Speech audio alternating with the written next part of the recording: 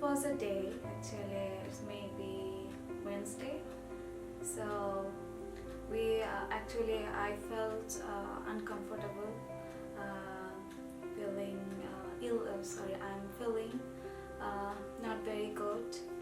So that's why I thought that maybe something wrong with me. She was very nervous that day. I can still remember because it was totally unexpected for us, and we have never planned to have our second baby because our 1-year-old baby is still very little, and I'm a grad student here at SDSU. She shared her experience immediately the day she came to know about her pregnancy, and we are actually kind of tense that time. It was a winter and it's a snow everywhere. We are thinking a lot of what should we do at this moment, because we cannot decide actually whether we'll keep our baby or will not.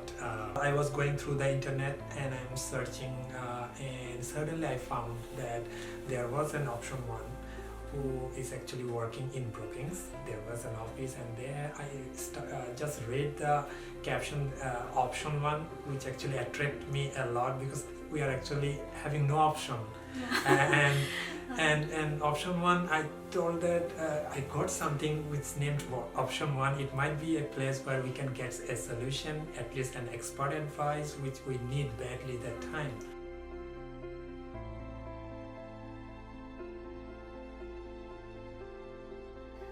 Well, I first met Prince and Mirja when they came in the evening to do the ultrasound.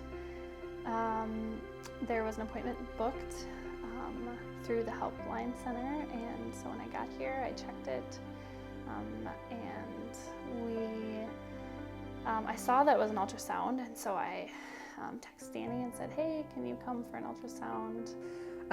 So it was evening, and all the nurses got a text from Olivia just saying, 911, we have an abortion-minded couple that just walked in to the center who wants to have an ultrasound. And we took mom over first and did an ultrasound and found that she was about 8 weeks along.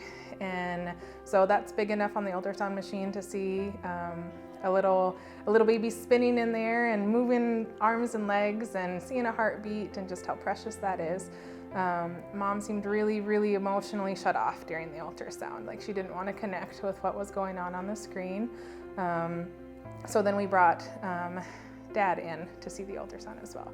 And he seemed really, really excited at that point to see what was on the screen. He actually seemed really surprised that there was even a heartbeat this early on in their pregnancy. And so seemed really, really excited to see that. And so we were able to just show them what was going on inside and seeing their little baby spinning and moving. And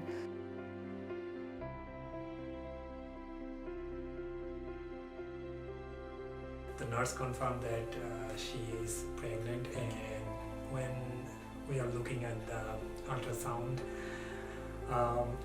we are also speechless because we are looking at each other what we will do, because now ultrasound is confirming that yes, now you are pregnant. I met with Prince and Mirja a couple days after their ultrasound, and I feel like I could just see like the heaviness of their situation, just the way they carried themselves, and just I could see the weight of that decision just weighing on them. We went over a lot of the details of what an abortion looks like. They were very interested in the abortion pill.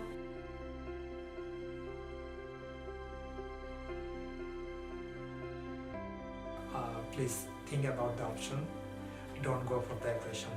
Think what are the different options that you can take. So she actually gave us an option of thinking more widely, see the consequences, and think about healing, because you might take a quick decision about your abortion, but after the mental situation, after the post-abortion, think whether you can go through it or not. It's not only a physical things, it also related to your mental condition. So there are plenty of things and you might feel like you are not comfortable to forgive yourself. So think again. And she encouraged us about having the baby, to be honest.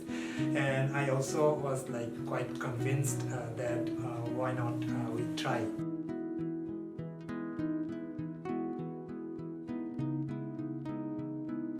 Then we went to the Planned Parenthood the day she went through the abortion. It was a like medication abortion, and she was on 8 weeks that time of pregnancy. It was really hard for her. She was like literally crying when we are going from Brookings to Sioux Falls in the center, and I was trying to encourage her and trying to be strong and smiling with her so that she feels that someone with her, and even in this situation, because we cannot share this experience with her parents as well, who lives in back home. She never shared with this. Still not.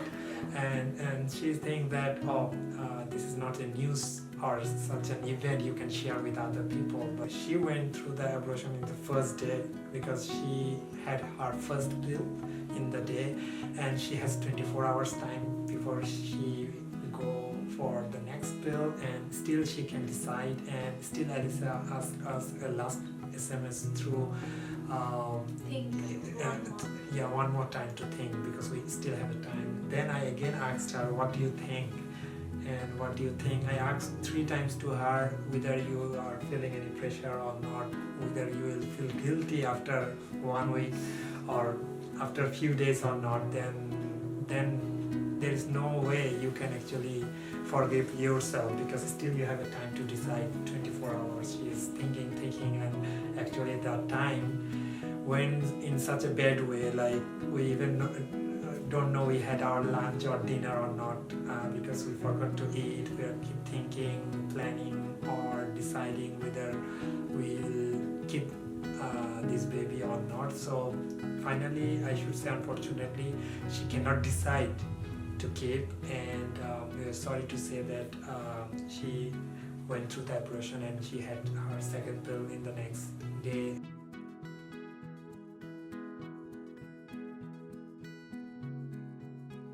She's not feeling good in not only physically, also in mentally.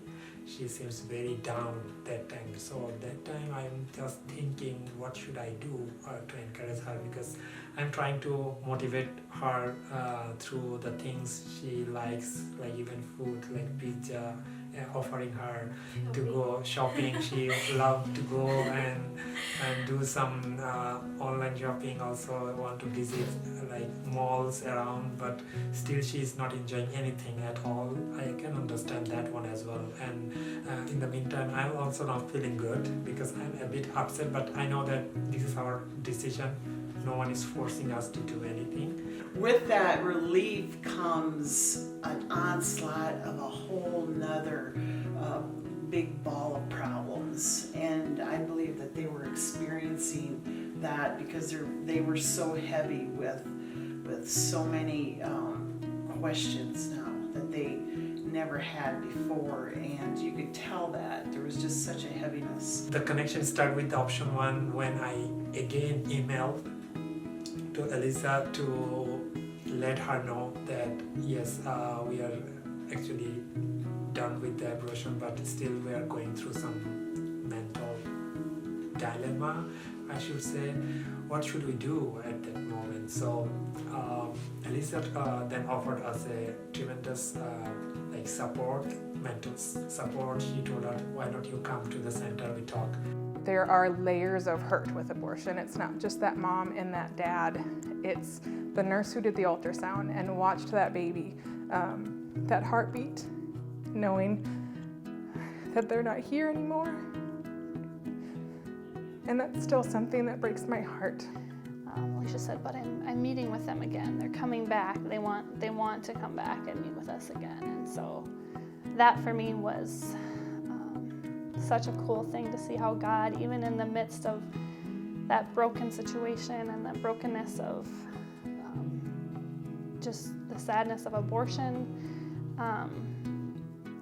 that God provided a way to show us all that there's hope in those times of trouble. And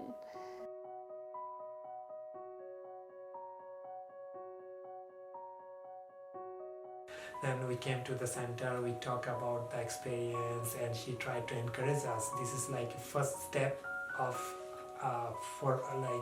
forgiving us, because we thought that someone is there Us, yeah. to judge whether we are doing good or bad, how we are doing. So she actually is never biased. She always trying to encourage us. The program that we use, Surrendering the Secret, is an awesome study that takes you step by step through these different phases, relief, denial, then they experience anger, then they experience depression, and then they finally get to the end of the rope, and then that's where they're set free. That's where freedom comes through the forgiveness of Jesus Christ. And so I think just seeing little glimpses of their understanding yeah. of God's forgiveness, and hopefully that can keep, can continue to grow that relationship with them and plant those seeds so that someday that they will accept Jesus and be followers of Jesus.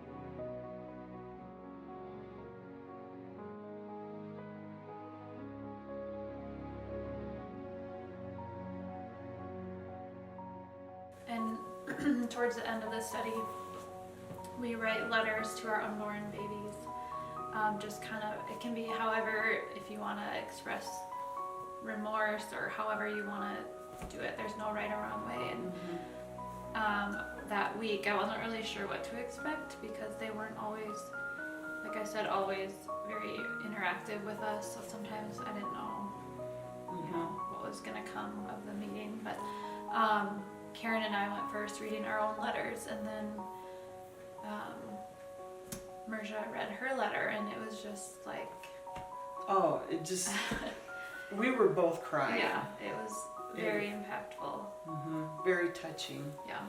She had put a lot of emotion into it, and when there's that culture barrier, you don't know if they can understand a lot of what we're saying, but after her letter, we're like, wow, it was very, very moving. I wrote a letter for my unborn baby. I thought it was a boy. I want to share this letter for my audience. Dear Ian, precious boy, how I long to hold you in my arms. My arms ache for you. I think about you so often and wish so badly I could turn back time. I would do things so differently. I was afraid, baby. So afraid. Please forgive me, son. Forgive me for not giving you the life you deserve. I think God had a plan for you, Ian, and I took that from you. I can't wait until I get to meet you in heaven one day. Then I will finally know if you have my brown eyes or your daddy's black eyes, my brown hairs or papa's black hairs. And I will see your smile and hear your love. I can't wait. I will hold you so close. I think the angels will have to pry my arms from you that day. I was so excited when I first saw your heartbeat in the ultrasound room in option 1. I was really dreamed to have you in my lab. But I couldn't able to make it. Forgive me again. I promise you, I will be reborn with your birth, my baby. The day you are born will be my Mother's Day. And every day after that, I will help you will grow like a precious flower. I promise to be the mom you needed, your father, and I will surround you with relatives and loved ones. I will sleep with you, wake up with you. I will be sleepless with you. I will love your future siblings with the love I wish I would have given you. I will tell them about you so they don't make the same mistake I did. And I will tell other women who are afraid and confused just like I was. Your death won't be useless, Ayan. I promise. Every year I will honor you, but celebrating you on the day you should have been born. You will never be forgotten, never. Until I hold you in my arms, I will hold you in my heart. Love you already, Mom.